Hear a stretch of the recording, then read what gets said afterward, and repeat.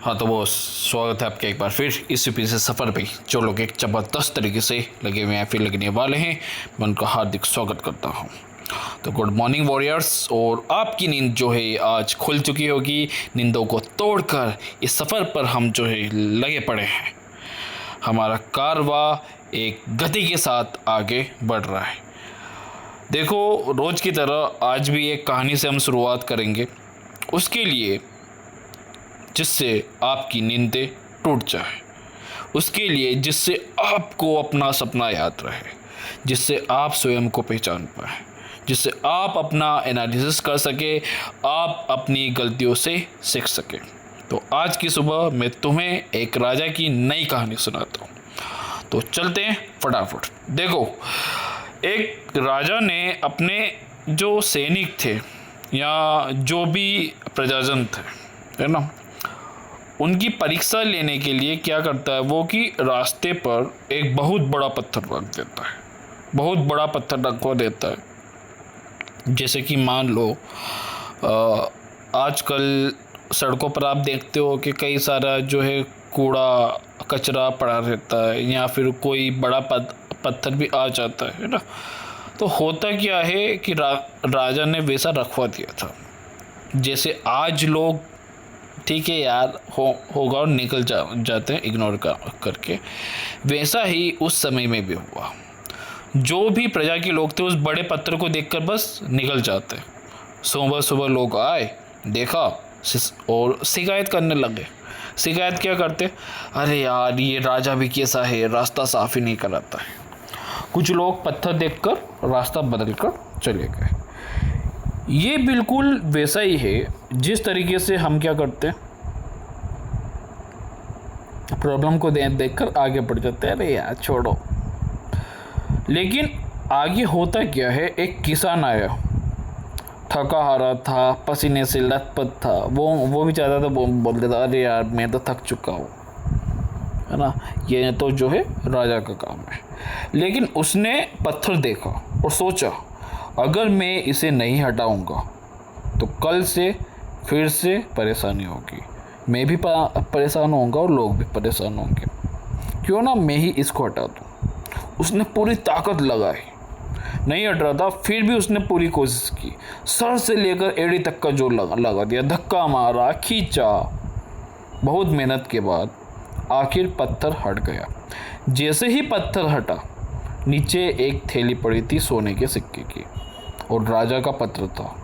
पत्र में लिखा था, यह इनाम उस व्यक्ति के लिए जिसने रास्ते की बाधा हटाई। देखो वॉरियर्स, यह कहानी हमें यह बताती है कि समस्या ही मौके हैं। आप जिन समस्याओं से जो है बहाने बनाते हैं या पीछे छुड़ाते हो, अरे यार ये समस्या, वो समस्या नहीं है। वो समस्या ही आपके लक्ष्य पर पहुंचने का रास्ता है। उस समस्याओं को पार करोगे तभी आपको जो है सोने की भरी थैली मिलेगी।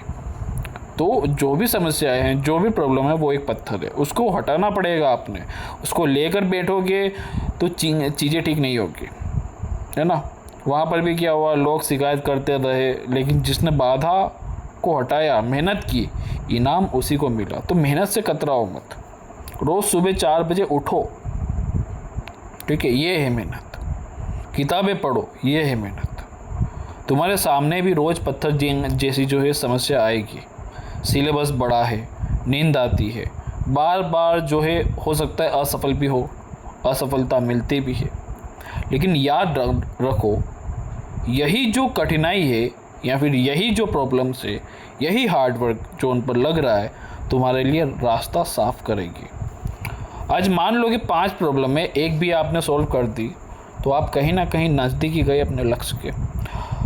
800 पेज की कोई बुक है और आज यदि आपने 2 पेज ही पढ़ लिए तो अब आपको 800 पेज नहीं पढ़ने, आपको अब 798 पेज ही पढ़ते हैं। 800 पेजेस की बुक है तो 100 पेज भी पढ़ लिए तो अब वो 700 की हो गई है। उसको ये मत देखो रहे यार 800 पेजेस की बुक है कब पढ़े, जितने पढ़ा रहे उतने तो पढ़ो, ठीक है। तो तुम्हारे सामने भी ऐसी समस्या है, आएगी और तुम्हें उससे लड़ना ही पड़ेगा, ठीक है। वही पत्थर है जो तुम्हें सोने के सिक्के तक ले जाएगा। तो ब्रह्मांड की ऊर्जा से हम फिर से अपने लिए एनर्जी को जुटाते हैं। सभी आंखें बंद करेंगे और जब आंखें बंद करो महसूस करो कि सुबह के 4 बजे अभी ये ब्रह्मांड तुम्हें अपनी एनर्जी दे रहा है, वायु के रूप में, जल के रूप में, अग्नि के रूप में, धरती के रूप में, आकाश के रूप में। 5 तत्व। वायु तुम्हें एक नई सोच दे रही है, लंबी गहरी सांस लो और उस नई सोच को लो। जल तुम्हें धैर्य और शांति दे रहा है, पेशेंस दे रहा है, पीस दे रहा है, जल जो तुम्हारे अंदर है। अग्नि जो तुम्हें गर्म बना रही है, उस अग्नि को महसूस कीजिए जो तुम्हारी बॉडी के अंदर है, तुम्हें मेहनत की ताकत दे रही है। वही ताकत है जो सन की एनर्जी है, वही तुम्हारे अंदर भी है। ज़रूरत है तो बस उसे पहचानने की। धरती तुम्हें स्टेबिलिटी दे रही है और वहीं आकाश तुम्हें बड़े सपनों की उड़ान दे रहा है। पांचों एलिमेंट्स को मिला लो और एक पावर हाउस बना लो एनर्जी का। अब ये जो पावर हाउस है ये तुम्हें हमेशा पावर देगा, विद इन 24 आवर्स आपके साथ रहेगा। ओके, तो कहिए मेरे साथ, मैं शिकायत नहीं करूँगा, मैं बाधा हटाऊँगा, मैं सफलता का इनाम लूँगा। तो वॉरियर्स याद रखो, हर कठिनाई के नीचे इनाम छुपा है, याद रखिएगा।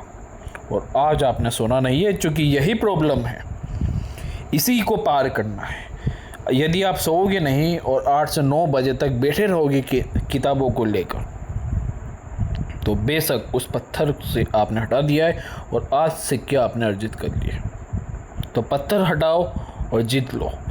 इसी के साथ आज के हम टारगेट्स देख लेते हैं। आई होप आपको मोटिवेशन यहाँ पर मिल रहा होगा। जो चीज़ भी मैंने कही है उससे फ़ायदा हो रहा है तो कमेंट कीजिएगा, बाकी नहीं पसंद आ रहा है डिसलाइक मार कर जाओ, कोई दिक्कत नहीं।